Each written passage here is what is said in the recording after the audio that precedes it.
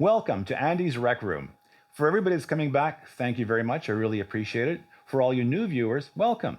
If you guys enjoy this channel, please like and subscribe. It helps us new channels develop and carry on. That way we get more exposure, and if people are enjoying the content, we can grow. Today, what we're doing is we're listening to 3 versions of Freddy the Freeloader by Miles Davis. We're going to have it on CD, we're going to have it on high-res streaming, and we're going to have it on vinyl. The objective here is just to do a comparison. It's not about basically saying one is way better than the other and one is garbage, but there are differences. They are subtle, but they're quite audible. And when you're listening back to the samples, please use headphones. If you don't use headphones, you're just adding one more layer of room ambience. Also, if you can get a higher sampling rate set up in your playback system, at least 2448, it will sound better. I will be linking the high-res files as well. So if you want to hear what I recorded here at 24,192, excluding this voiceover, of course, because this is being recorded directly on my phone, all the music will be at 24,192 available on a link somewhere down over here, guys. So the point of the video, again, is not to shame anybody. It's not to say, well, your format is garbage and this is the best. Those days are over. Everything can sound good. It's not like that anymore. So basically what I'm using here is I'm using some really, really cool gear and economical gear for the project. It's part of a bigger project I'm doing with active speakers. Back over here, you'll see what I'm using is the Motu M4 and our phono pre. Down below, you'll see my array of Fosi amps that Fosi very generously contributed for me to make these videos.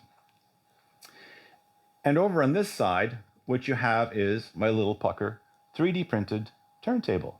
So these are the components that will be doing the playback into the Polecat speakers, which, as in a previous video I discussed a little bit more at length, they are an active Baffle system.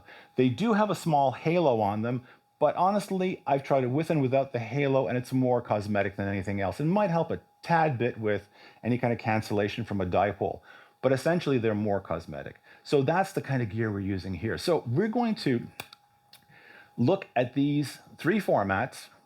I hope you enjoy it, because what I have found is, well, first I'm going to address the elephant in the room. People say, hey, Andy, what's best? What do you like best to listen to? That's a really, really loaded question. As a medium, the new digital formats, even at 192/24, are phenomenal. They are exceptional. You can get incredibly good sound. As a matter of fact, even my vinyl runs through the system because my system is active.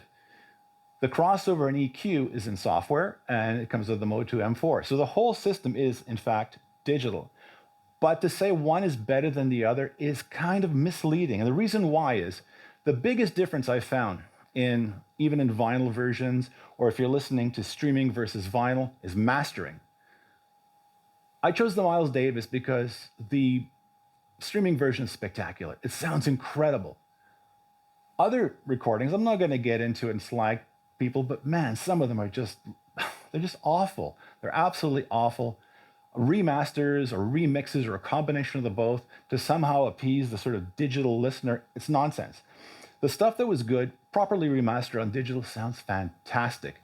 And if you get the original vinyl and you get a master version that you really enjoy, it's also spectacular. So the actual medium is not as important as how it was mastered. And above all, what we're always listening for is musicality. The gear becomes inconsequential if you get to the point where it transcends basically obvious flaws. Like if you can hear the speakers, if you can hear your playback system, something's wrong.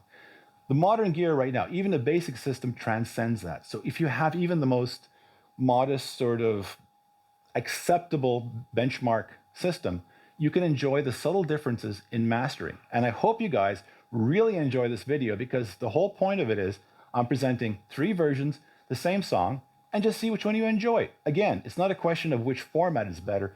It's what do you enjoy the most? Anyways, guys, we're going to go ahead, play some stuff here, and thank you so much.